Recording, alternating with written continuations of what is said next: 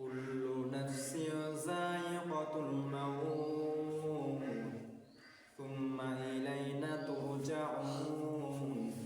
আল্লাহ জানায়া দিলেন, আমি আল্লাহ দুনিয়ার মানুষকে এত সুন্দর করে বানাইলাম, এত সুন্দর উত্তম চরিত্র দান করলাম।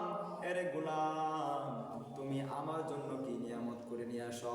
আমি তোমাদেরকে দুনিয়ার মধ্যে এই জন্য পাঠাইলাম, তোমরা যেন আমার জন্য একটু খুশির সংবাদ যদি দুনিয়া থেকে নিয়ে আসো। এই জন্য আমি আল্লাহ তোমাদেরকে আমি দুনিয়ার মধ্যে পাঠাই একটু পরীক্ষা করলাম। এর যুবক আল্লাহর বান্দারা, আল্লাহর নিয়ামত করেন। আপনাদের দুইটা হাতে পায়ে ধরে বলতেছি, আপনারা আল্লাহর নিয়ামত করেন। কয়দিনের জিন্দেগি, আজকের জুমাতে এমন হতে পারে শেষ জুমা, এমন হতে পারে আসরের সময় এই লোকটা মারা গেছে। তখন আমি বলবো, সেই লোকটা তো আজকে জুমার নামাজে আসলো, সেই লোকটার কাছে আমার খালি একটা কথাই ছিল, সেই কথাটা পূরণ করতে পারে নাই।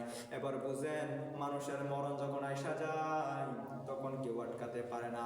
এবার যদি আপনি যদি একটা বকরিকে যদি মাঠের মধ্যে যদি চাইরা দেন, চাইরা দেওয়ার পরে একটা বকরিকে যদি টান দেন, তাহলে আপনার কাছে আশা লাগেনি? লাগে।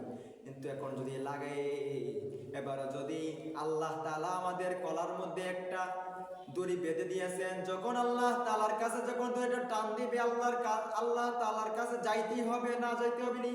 না যাইতে হবে না, আল্লাহর কাছে যাইতে হবে।